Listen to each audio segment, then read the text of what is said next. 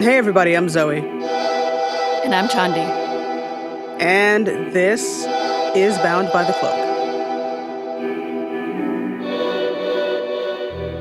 On the morning of January 16th of 1987, Lita McClinton, a young black socialite from one of Atlanta, Georgia's most political families, was tragically murdered at her home in Buckhead.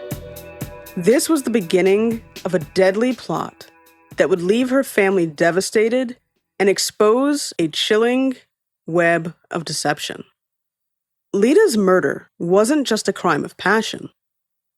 Her life and death is a story of love, wealth, and power. Her marriage to the wealthy Jim Sullivan was fraught with issues of trust, social image and perception, infidelity, racial tension, and much more.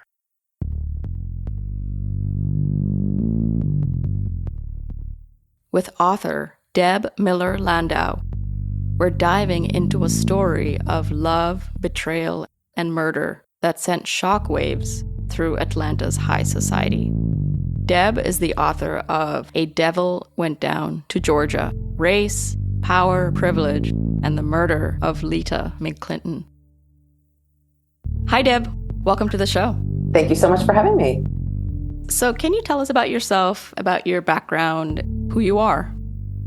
Sure. So I am a journalist, writer. I've done kind of every little bit of writing you could think of. I've done corporate marketing. I've done journalism, like investigative news stories, copywriting, ad writing, you kind of name it. I grew up in North Vancouver, British Columbia, Canada, and have very quickly sort of became a bit of a digital nomad in the early days. Wrote travel guidebooks for Lonely Planet for a long time. And that kind of took me all over the place, and it gets in your bones, the sort of moving around. And so I'm very into place, and I feel like I've got a real sense of how to read a place, right off the bat. It's sort of a fun thing that I like to do in life. I live in Portland, Oregon now for about 6 years. In the early 2000s, late 1990s and early 2000s, I lived in Atlanta, Georgia, but live in Portland, Oregon now. Obviously, we're talking to you because you are the author of the book, A Devil Went Down to Georgia. What initially drew you to the life of the story of Lita McClinton? And I guess, why did you decide to write a book about it? A Devil Went Down to Georgia is a true crime story about the 1987 murder of a black socialite named Lita McClinton, who was shot in broad daylight by a man disguised as a flower delivery man in one of the whitest, richest neighborhoods in Georgia. It's a story that sort of winds its way through Southern history, the inequities in the justice system. It's about an interracial couple, an elusive hitman, an international manhunt.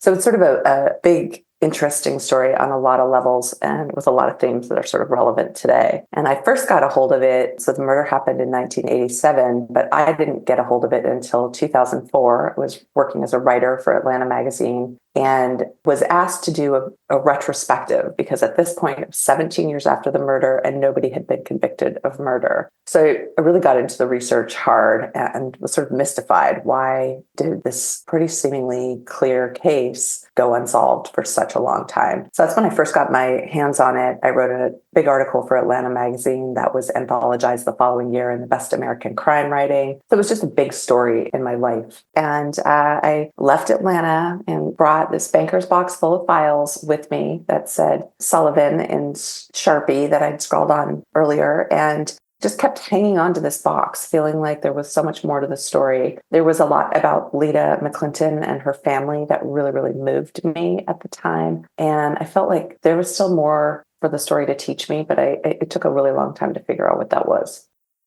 How did you come up with the title, Devil Went Down to Georgia? Like, what sort of significance does it have in terms of the context of the book? That's a great question. We had, the original article was called Social Disgraces, which somebody else named, and I loved it. So that was the working title for a long, long time for the book. But it sort of plays well in the South, but not necessarily in other markets. So I have a notes document on my phone with probably 150 potential titles, and nothing really landed, didn't really come up with anything. And then my agent's assistant suggested The Devil Went Down to Georgia. And at first I thought, oh, it's too much reference to, of course, the Charlie Daniels band did The Devil Went Down to Georgia. But then I started thinking about it, and that song, if so, such a sort of catchy piece of Americana in some ways. And of course, it's about, in synopsis, a devil who comes down from the north down south to try to steal souls. So I thought that was a really interesting kind of echo to what happened in this case. James Sullivan was from Boston, came down to the South, and really tried to reinvent himself through manipulation and abuse of women. So we really sort of had that echo. And then, of course, the devil could be many things. It could be the hitman. It could be greed. And so could be the very racist institutions that are in the story. So, it's just sort of fit.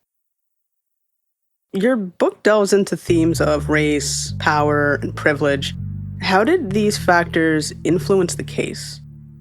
So when I first started writing the book, I had kind of no real intention to write a book about race because I'm a white woman. What do I know? I think when I started writing the book, it was during the summer of, started to think about writing the book, it was during the summer of 2020. I live in Portland, Oregon, where we had a lot of things happening around the murder of George Floyd, protests in the streets that were then sort of shown as like angry mobs in the press. And it got me thinking about how stories are told, who gets to tell them, how perspective matters. And so I started thinking about this story again and realizing that, we never really looked at why and how Jim Sullivan got away with things for so long, why Lita's murder remained unsolved for so long. And I think that when I started researching the book, I say in the epilogue of the book, I asked everyone I spoke with, all the people that I interviewed, the same question, which was, what did race have to do with this book or with this story? And every single white person was sort of like, well, it was about an interracial couple, but it didn't really have much to do with it. And every Black person I asked that same question to said, of course, race had something to do with it. It always has something to do with it. And I really wanted to understand what that meant, but I had no idea how to figure that out at first. So how did you figure it out? I was sort of surfing around the question of race. I was trying to sort of go through, it's an old story. So a lot of the research is, a maddening dead-end road where you're trying to find case files that have vanished long ago, evidence that's no longer anywhere. A lot of the people involved are either deceased now or retired or just, have completely moved on and they don't remember things. So it was sort of like the more that I thought that I knew about the case, the less I actually knew. So it was almost sort of starting from scratch and looking at really what happened in this case. And so I kind of avoided the question of race for a long time because, like I said, as a white woman, I didn't know how to talk about it. And I think that as we've sort of emerged through this time as a country, we started to have language for something that we were just avoiding talking about. So when I finally started asking, prosecutors and defense attorneys and the family and, people involved in the case, what exactly and how exactly did race matter, I started to really see the inequities in the justice system. I think, James Sullivan was a wealthy white man who, for all intents and purposes, should have been put in prison early on and many times and was able to make bail, was able to, hire defense attorneys that could get him reduced sentences or house arrest. So it's a long, winding road of this sort of very wealthy white man riding by and skating by and skating by. And of course, we're talking about the victim is a Black woman, a little bit relevant to themes of today. And that sort of in order for this case to even be seen, Lita kind of had to be this spectacular Black woman. And I think that that's a common thread is that you can't just be a regular person. You have to be a spectacular Black woman in order to be seen. And then, I started to realize that she also had to do that in death as well. She had to be this sort of, exceptional Black victim. And when I really started digging into it, it was very interesting how completely nobody was talking about race at the time. And then, of course, most of the investigators were, for the FBI and GBI were white men. All the judges in all of cases were white men. Most of the lawyers were white men. And so you extend sort of that we give wealthy white guys a pass just sort of because history has been that way. You think about all that bias that gets baked into the system along the way, and it starts to be really revealing, especially from this long ago or long time later perspective. I also like that in the book you explore race and power and privilege in terms of location, right? Because you go from place to place. And so Georgia is one place, but then Florida is another place. And so I kind of like how you also analyze it that way, right? Because Lita's experience in Georgia was different from her experience in Florida. Yeah, and I think, going back to what I was saying in the beginning about place, I think understanding historical and cultural context, political context of a place, geography, all of it contributes to what it's like to live there, what it's like to be there. And I, of course, didn't know what Lita's life would have been like. She was born in 1952, what her life would have been like in Atlanta. So I asked a lot of people and did a lot of research. And so she came from a very powerful Black family, very politically powerful. Her mother would go on to be a Georgia state legislator. Her father was an executive at the Department of Transportation. They grew up in this sort of affluent wealth, in this affluent Black community where they were really digging hard into the questions of the civil rights era. So in Lita's lifetime, she saw the passing of the desegregation of schools, the Civil Rights Act, the Voting Rights Act, and then, of course, Loving versus Virginia, which banned anti-miscegenation laws, which forbade Blacks and whites to marry. And that happened not very long before she herself married Jim Sullivan. And so it was a really, interesting thing to think about. What would have life been like for Lita? And then, throughout her marriage to Jim, he brought her to incredibly white spaces. So they moved to Macon, Georgia, and lived in an area called Shirley Hills, which is a very, very white, affluent neighborhood. And then later moved to, he bought a mansion without telling her in Palm Beach, Florida, where at the time that they moved there in the early 80s, only 0.1% of the population was Black. And that was probably live-in nannies or maids or something. And so she was excellent at navigating all of that. But I just, I talk to people today and they just go, it must have been so incredibly difficult. And I think it really was. But people weren't really talking about that so much and how much place and belonging mattered in this story.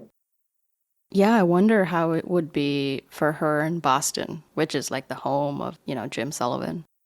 Absolutely. Boston's still rough. Yeah. Everywhere's still rough. Georgia has lots of pockets of... Atlanta is a very Black and white city. You've got pretty much 50% of the population is Black, 50% of the population is white. You have incredible wealth and prosperity in the Black community, largely because of the Atlanta University Center, which is a collection of HBCUs, including Spelman and Morehouse Medical. So you've got this real sort of powerful, affluent Black presence in Atlanta, but it's still pretty segregated, even though there's this sort of pretend thing going on that it isn't. And so, in a lot of these places, I think, we think maybe we've moved the needle a lot, but in a lot of places, I think we haven't moved it much at all.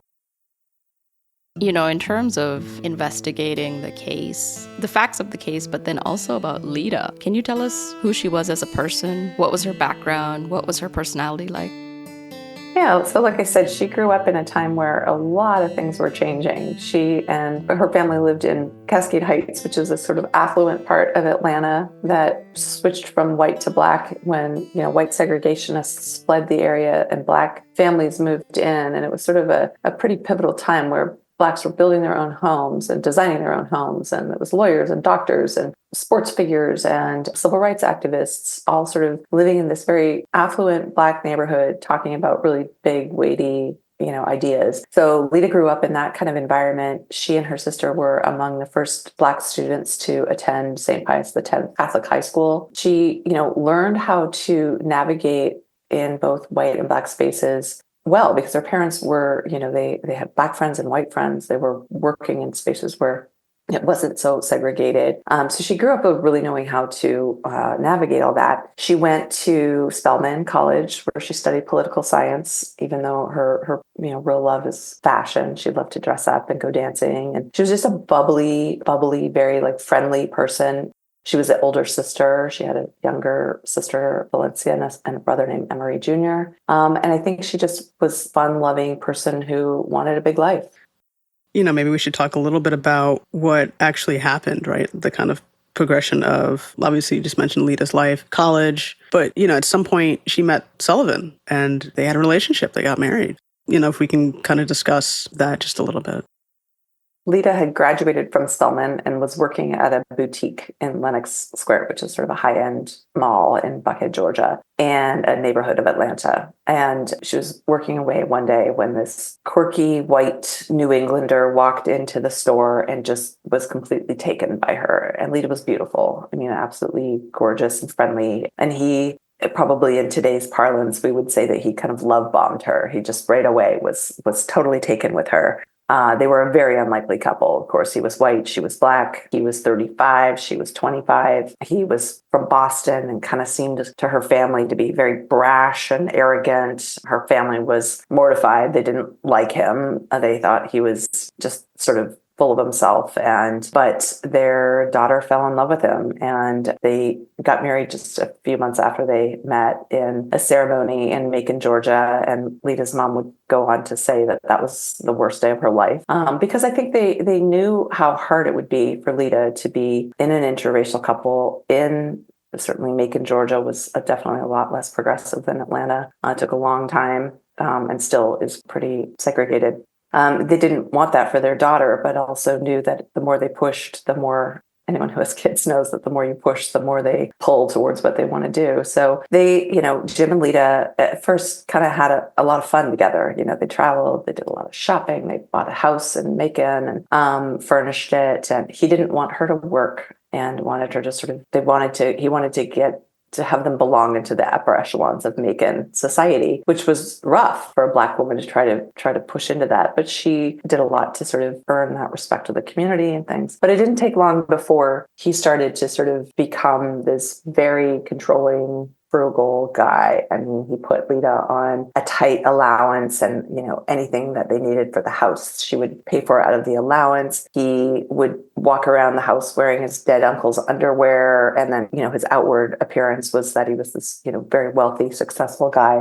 But at home, he was where it was once sunny and beautiful, now was darkness and having affairs, and things were hard in that time. But it was also a time where we weren't really calling out, certainly they weren't calling out these markers of domestic violence, whereas now we see it and we go, well, red flags everywhere. But at the time it was like a private matter. You worked on it amongst yourselves. It was a hard go for Lita. And so when they moved to Palm Beach, Florida, it was sort of like, okay, well, let's try and reinvigorate things.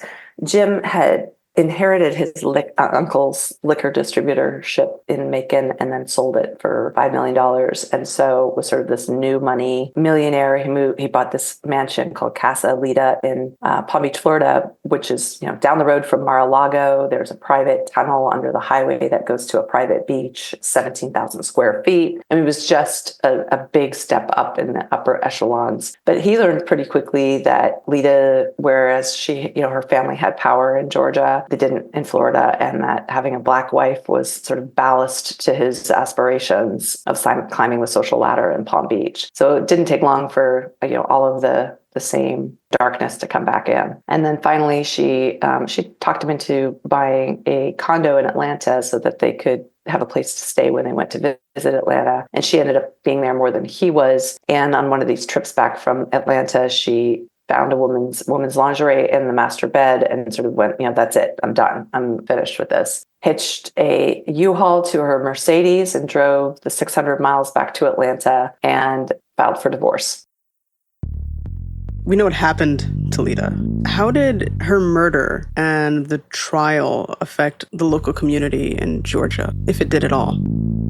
So the day that a judge was to make a pivotal decision in the division of assets in the divorce, she was due in court at 2:00, and she was puttering around her house, and somebody rings the doorbell, and she sees a man holding a long white box with a pink ribbon, and it looks like a flower delivery, and eyewitnesses hear her say, good morning. And moments later, the man pulled a gun out of his jacket pocket and shot. First shot missed Lita. The second one, investigators later believe that she held the flower box up to kind of block the shot, but a bullet went straight through the flower box and hit her in the side of the head, and she died, half an hour later at the hospital that she was born in. So it was a very, very big deal in Atlanta. It was a huge, huge story.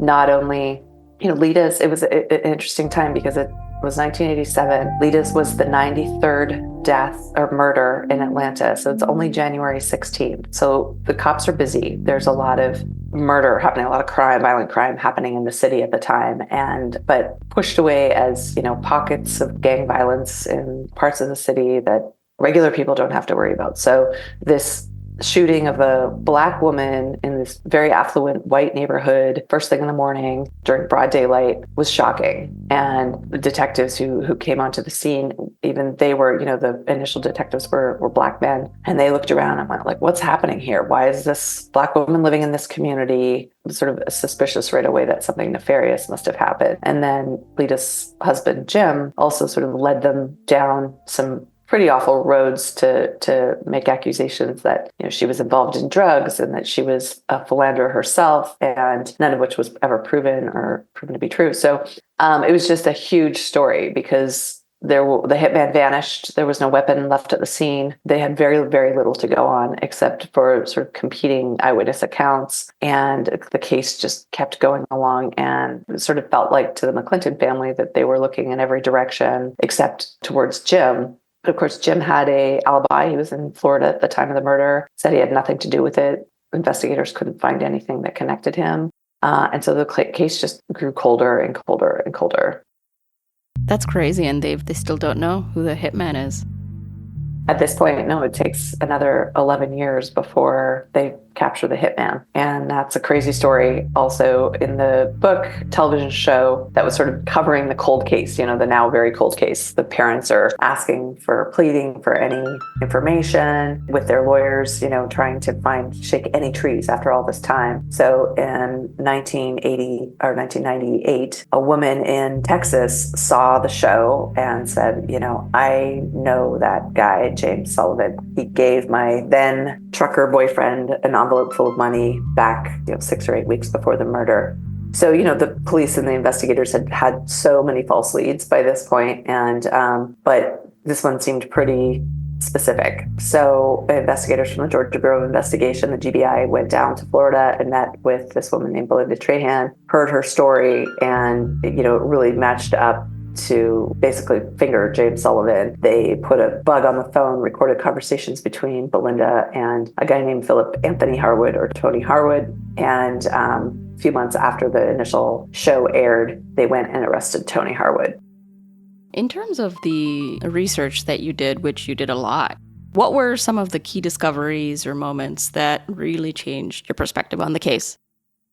One of the things that I was surprised about is that nobody ever really learned who Tony Harwood's accomplices were. And so authorities believe that he had two accomplices, that there were 3 men involved. There was a shooter, a man who bought the flowers, and a driver. And but they never found out who the accomplices were, which felt like a big, hole. And so I wanted to push on that. Tony Harwood ended up spending 20 years in prison for manslaughter. So he got a plea deal in exchange for his testimony against James Sullivan. And so he spent 20 years in prison, got out in 2018. I started looking for him, trying to find him and contact him in early 2021, and had a lot of no luck. And then finally he got back to me. I was at the store buying milk, and suddenly I got this phone call, and I picked it up, and he said, "This is Tony Harwood." I was like, oh my God, after all this time. So Tony and I began chatting, and then I met with him in North Carolina in early 2023, and heard his side of the story, which is all recounted in the book, which was fascinating, but also still sort of led to a lot of questions about that. I guess I also wanted to understand really what Lita's life was like, because I think myself and other journalists at the time sort of used this handful of adjectives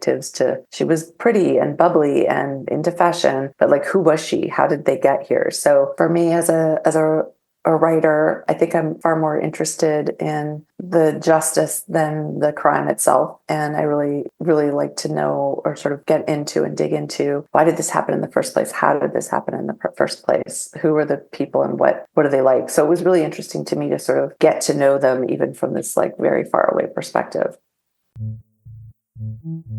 Since you were digging so much and researching, what was the most challenging aspect of the research and about writing about this case? Because it was such an old case, so it's now been 37 years since Lita McClinton was murdered. It was hard to get my hands on a lot of things, a lot of information at the time. I leaned heavily on the newspaper accounts of reporters. There was a guy named Bill Montgomery at the Atlanta Journal-Constitution who really covered the case for a long, long time. It was interesting to be able to go back and see, sort of put the pieces together, because of course, when he was writing at the time, he was, writing at the moment. When I started writing, I did, research takes so much of the time. And then I started to kind of really get the writing going. And I still felt kind of distant from the story. And I was writing in past tense because, you're talking about something that happened so long ago. And then I kind of made the decision to, what about if I write it in present tense as though it's happening now? And that's very technically difficult as a writer, but it changed everything. It just made it so much more immediate. And I have so many people tell me, like, I read this book in 2 days. I read it over, a short period. And I think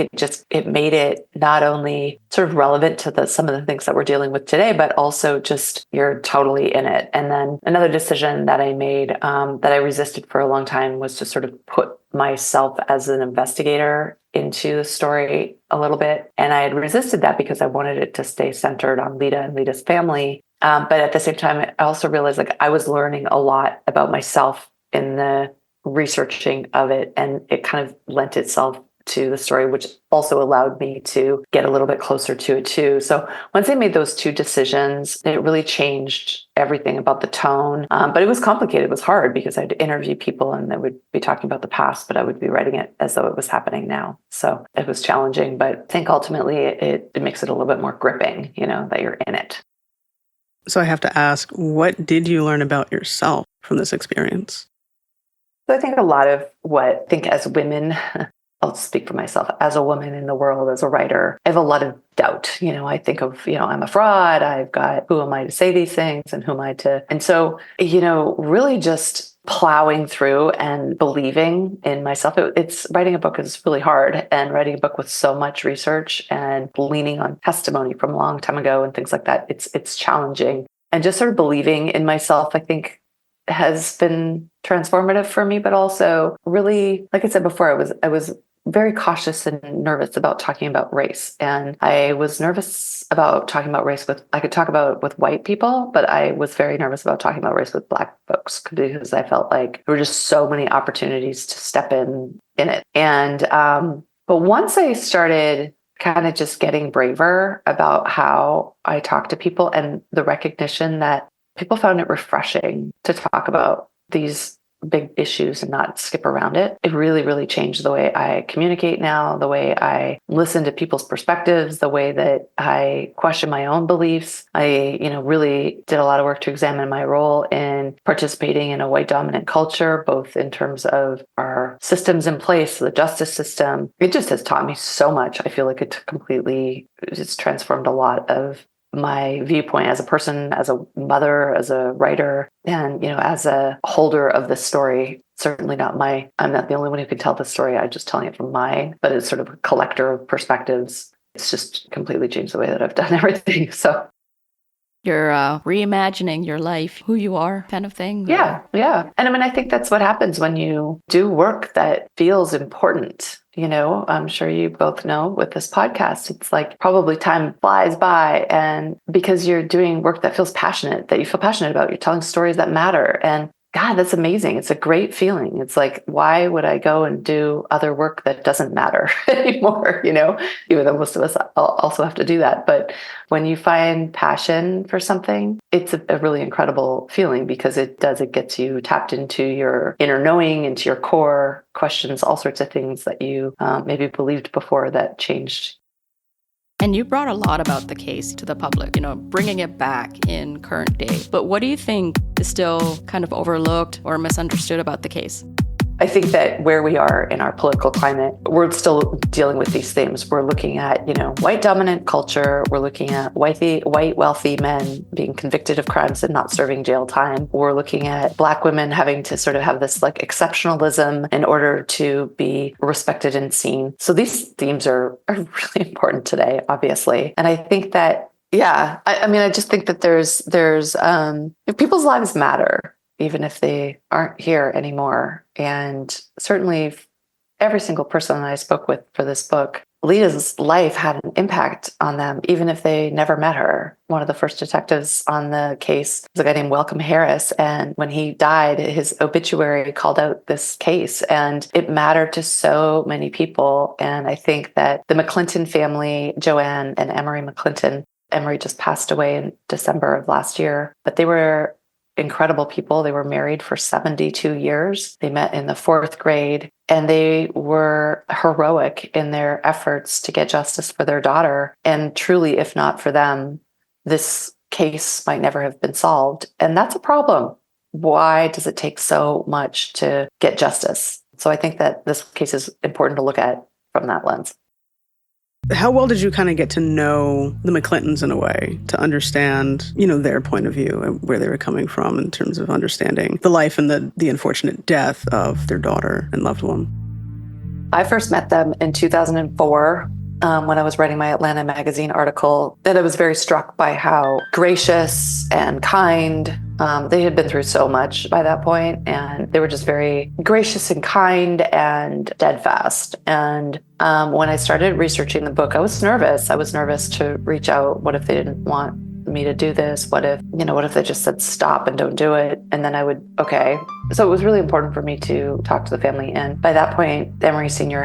was ill and unable to meet, but I met with Joanne at her house in Atlanta, and she very graciously kind of told me the whole story all over again, talked about her daughter. And, this is half her life was, or a big chunk of her life has been dealing with this horrible loss of her first child. And yet she's very thoughtful and eloquent about how she talks about it and what they went through, but also understands that it was insane what they went through, what they had to go through to get justice for their daughter. And justice is sort of like, okay, legally, maybe they got justice for their daughter, but their daughter is still missing from their family.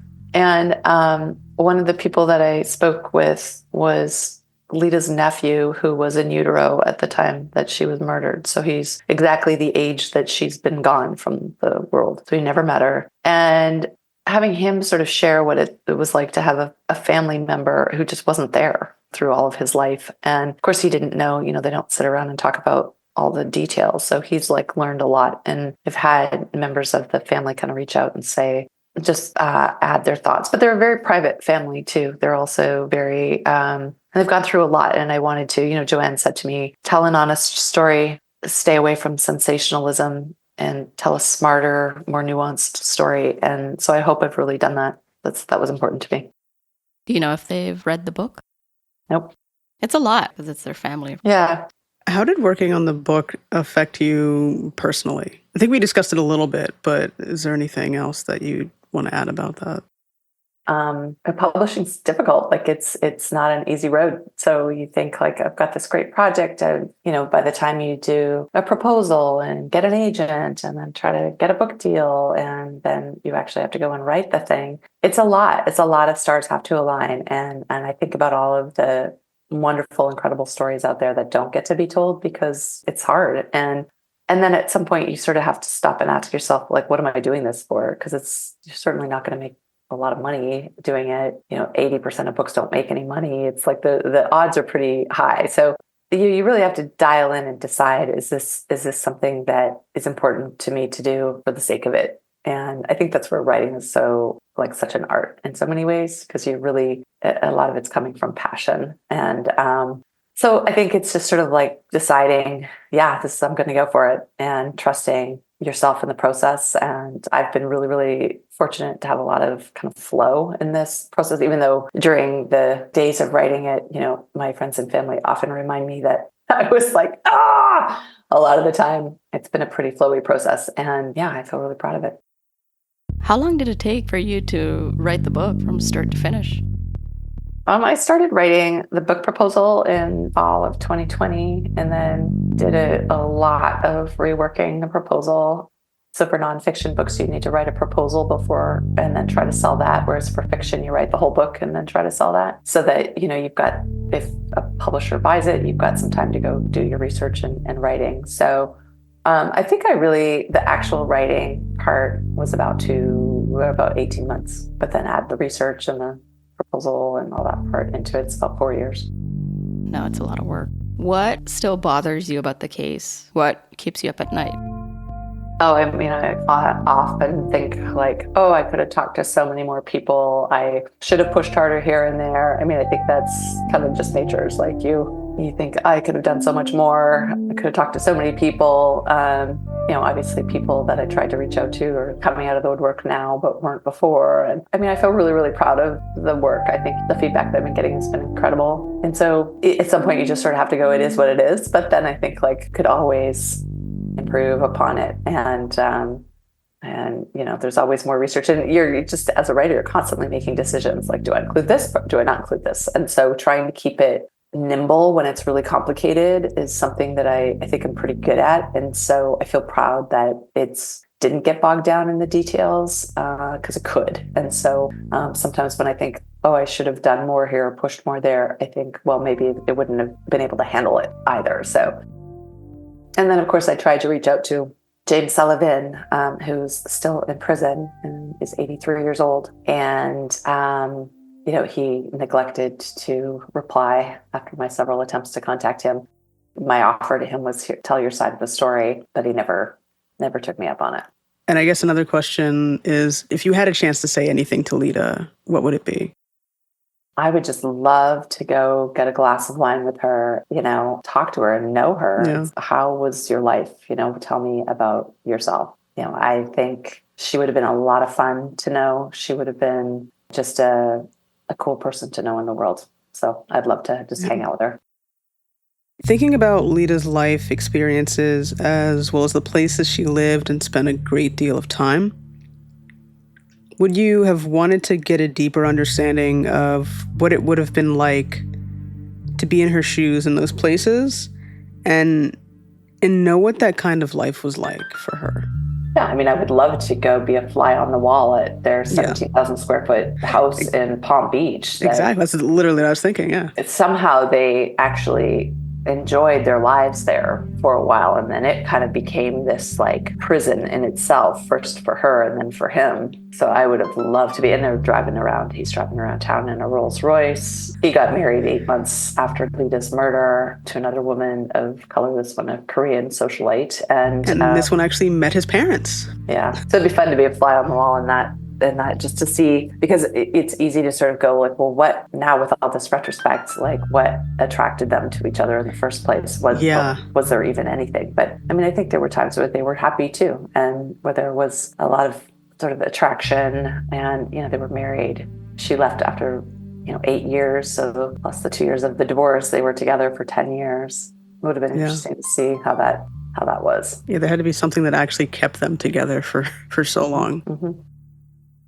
And about Jim Sullivan, in terms of kind of understanding, who he was as a person, I know that wasn't your focus per se, but were you able to talk to people who knew him back in Boston or knew him as a child?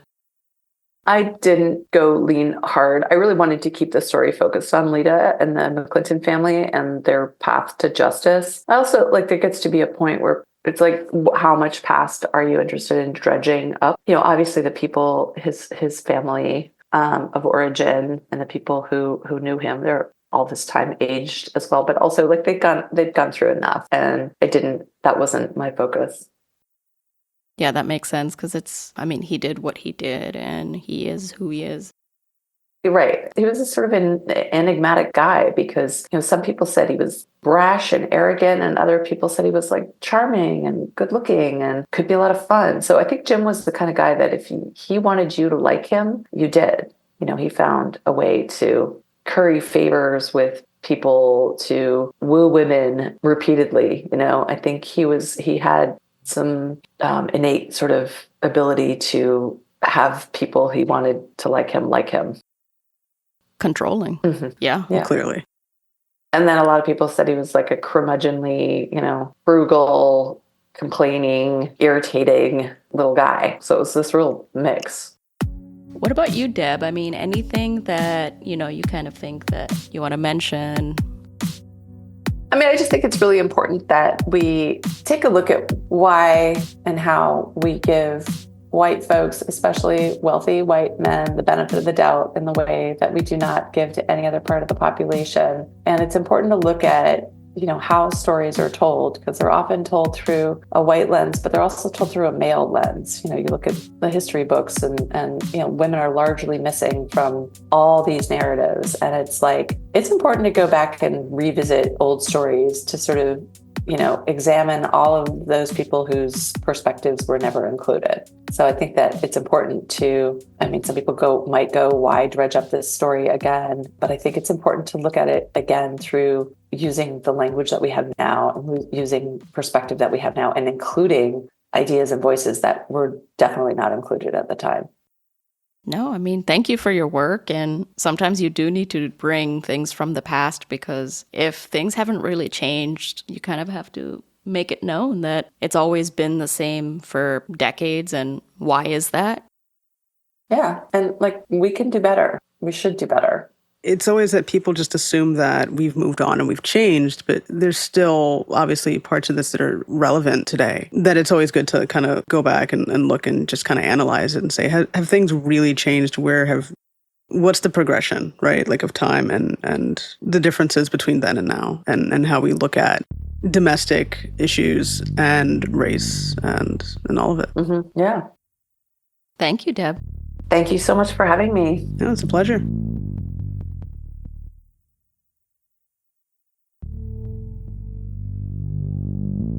We'd like to thank Deb for unpacking Lita's story and for bringing it to the forefront decades after her murder.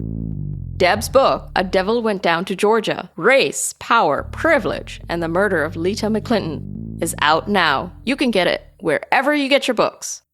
And we'll also have a link to it on the episode page of our website.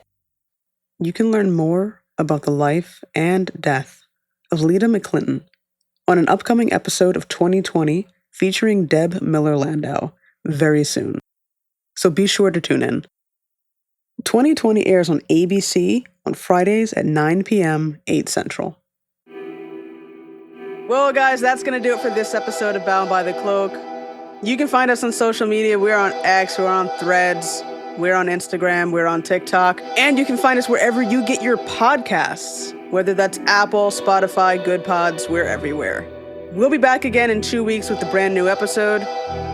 Thanks for listening.